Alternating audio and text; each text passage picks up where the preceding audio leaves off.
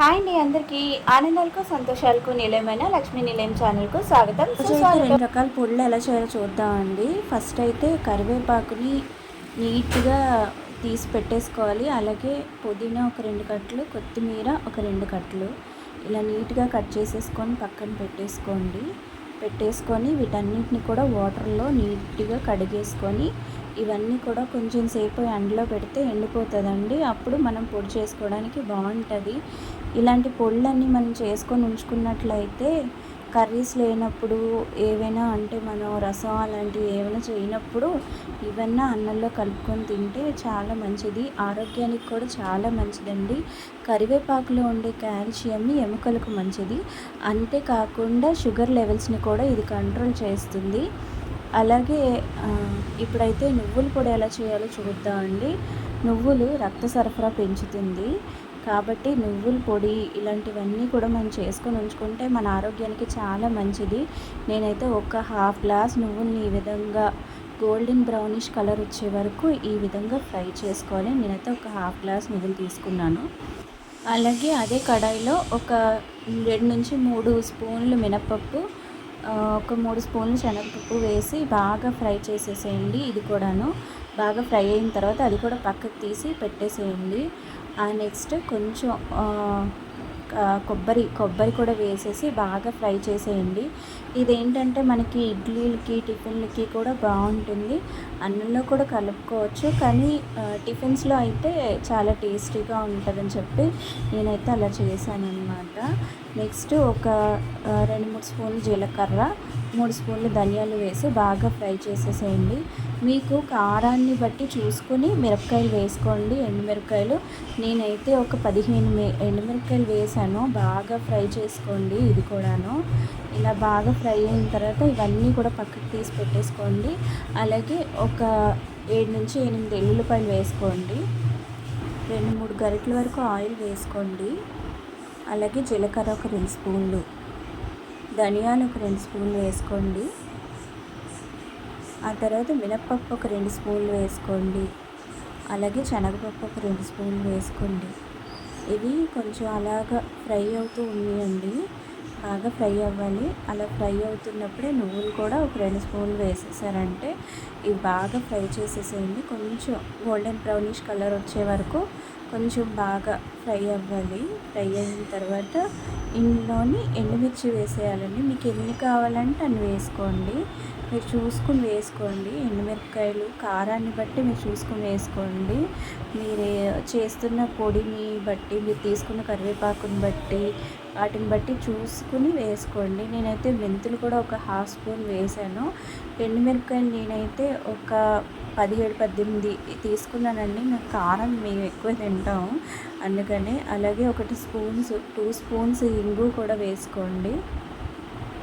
ఇలా ఫ్రై చేసినవన్నీ ఒక ప్లేట్లోకి తీసుకొని పక్కన పెట్టేసుకోండి. ఇవన్నీ చల్లారబెట్టుకోవాలండి.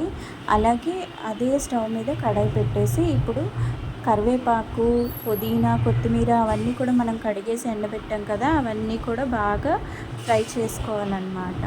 మనం చేసుకునే ఈ పొళ్ళు అనేవి ఆరోగ్యానికి చాలా మంచిదండి. ఇప్పుడైతే నేను చేస్తున్న పొళ్ళన్నీ ఎంత ఆరోగ్యానికి మనకి మంచివో, నేను చెప్పే కథ కూడా ఇప్పుడున్న జనరేషన్ పిల్లలకి చాలా చాలా అవసరమైన స్టోరీ అండి. ఈ వీడియోని లాస్ట్ వరకు స్కిప్ చేయకుండా పూర్తిగా చూడండి. అలాగే వీడియో నచ్చితే లైక్ చేయండి, షేర్ చేయండి. అది ఇంకెందుకు ఆలస్యం, కథలోకి అయితే వెళ్ళిపోదామా? ఈరోజు నేను చెప్పబోయే కథ ఏంటంటే 3 మిత్రుల కథ. స్నేహితులు అంటే అందరికీ స్నేహితులు అనేవాళ్ళు ఉంటారు, కానీ అందులో మనం ఎంచుకునే స్నేహితులు మంచివాళ్ళు ఉంటారు, చెడ్డవాళ్ళు ఉంటారు. అలా అని చెడ్డవాళ్ళతో స్నేహం చేయకూడదని కాదు, అలా అని మంచి వాళ్ళతో మాత్రమే మాట్లాడాలని కాదు. చెడ్డవాడైన వాడు చెప్పింది తీసుకోవాలి, అలాగే మంచివాడైన వాడు చెప్పింది కూడా వినాలి. కానీ మనం ఆచరించేది మాత్రం మనకి ఎంతవరకు ఉపయోగపడుతుంది, మనం చేసే పనికి ఎంతవరకు ఉపయోగపడుతుంది, మనం చేస్తున్న పనిలో మంచి ఎంతవరకు ఉంది, వాళ్ళు చెప్పిన దానిలో మంచి ఎంతవరకు ఉంది. చెడ్డవాళ్ళైనా చెప్తారు, ఒక్కొక్కసారి మనం చెప్పచ్చు. అందులో మనం తీసుకునే మంచిని బట్టే మన ప్రవర్తన అనేది ఉంటుంది. ఏమంటారు? అంతే కదండి మరి. వీళ్ళ ముగ్గురు పేర్లు మొదటగా మనం చెప్పుకుందాం. ఫర్ ఎగ్జాంపుల్గా ఏబిసి అని పేర్లు మనం పెట్టుకుందాం. మొదట బి అనే వ్యక్తి సి అనే వ్యక్తికి అడిగాడు. మనం ఎదిగే క్రమంలో మంచి దారిలో నడవాలంటే, మంచిగా ఎదగాలంటే చేసే పని ఏ విధంగా ఉంటే మంచిది, మనం ఎదిగేటప్పుడు మనం వెళ్ళే దారిలో మంచి చెడులు చూసుకుని ఏ విధంగా ముందుకెళ్తే మంచిది అని చెప్పి సి అనే వ్యక్తిని అడిగాడు. సి అనే వ్యక్తి సింపుల్గా ఒక సమాధానం చెప్పాడు. మన వీలుని బట్టి, మన అవకాశాన్ని బట్టి చూసుకుని మనం వాళ్ళతో మాట్లాడాలి. అంటే మన అవకాశం అనేది మనం చూసుకోవాలి. అంటే మనకి కన్వీనియన్స్ ఉంటేనే వాళ్ళతో కాంటాక్ట్ అవ్వాలి. మనం ఎదిగేందుకు దారి దొరికే విధంగా వాళ్ళు మంచి చెప్పచ్చు, చెడు చెప్పచ్చు. కానీ మన కన్వీనియన్స్ అందులో మనం చూసుకుంటూ వాళ్ళతో కాంటాక్ట్లో ఉండడం చేయాలి అని సి అనే వ్యక్తి చెప్పాడు. ముందు సి అనే వ్యక్తికి ఏ ప్రశ్న అయితే అడిగాడో అదే ప్రశ్న బి అనే వ్యక్తి ఏ అనే వ్యక్తితో అడిగాడు. అప్పుడు ఏ అనే వ్యక్తి చెప్పే సమాధానం వినేద్దాం మరి. మనం ఎదగాలంటే మంచి మార్గంలో మనం దారిని వెతుక్కోవాలి.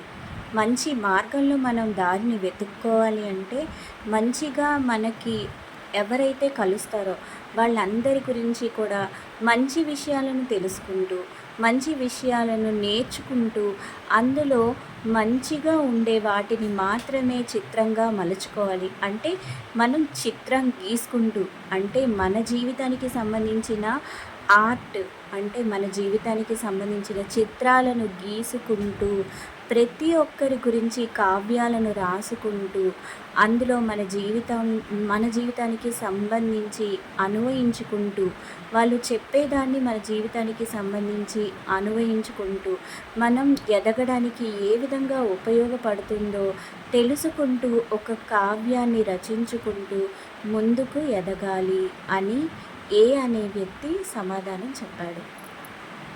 అంతేకాకుండా ఈ విధంగా మనం ఆర్టికల్ వేసుకుంటూ, అంటే ఒక కావ్యాన్ని రచించుకుంటూ వెళ్ళే క్రమంలో ప్రతి ఒక్కరిని మనతో కలుపుకోవాలి. ప్రతి ఒక్కరితోని మంచిగా ఉండాలి, మంచి మాట్లాడాలి, మంచి మార్గంలో నడిచే విధంగా మనం వెళ్ళాలి.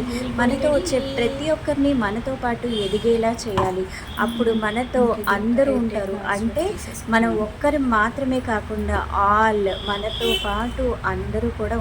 ఈ ఏ అనే వ్యక్తి చెప్పే సమాధానాన్ని విన్న బి అనే వ్యక్తి ఒకటే ఒక మాట అన్నాడు. బ్రదర్, బాండింగ్ వేసుకుంటూ మన లైఫ్ని బ్యూటిఫుల్గా మార్చుకోవాలి అని బి అనే వ్యక్తి చెప్పాడు. సో ఇప్పుడు ఈ కథలో మీరు ఒకటి బాగా గమనించండి. ABC. A for art, article all.